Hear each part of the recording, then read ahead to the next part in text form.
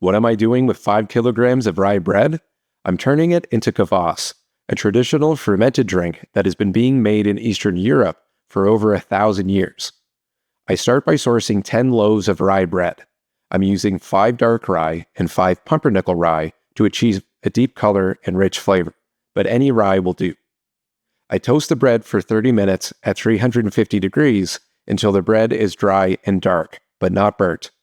After adding the toasted bread to a pot, I create a starter by adding 1.5 kilograms of sugar, about 20 liters of boiling water to cover the bread, and leave the mixture to sit loosely covered for 24 hours.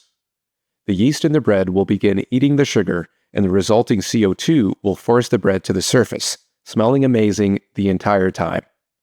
I then sieve out the solids and pour the mixture through a strainer into my fermentation crock. After adding an additional 20 liters of cold water and another 1.5 kilograms of sugar, I put this mix aside to ferment. 48 hours later, the CO2 forms a layer of foam on top, and the liquid has a light bready tang. At this point, you would normally bottle the Kvass in order to capture the rest of the CO2 to naturally carbonate the bottles. Since I'm putting this on tap, I fill a keg and I set it aside to pressurize in the same way. 24 hours later, I chill the keg and start pouring pints of delicious fresh-baked bread-flavored fermented soda. It's less than 1% alcohol, great for your gut, and apparently a tasty way to take the edge off a hangover.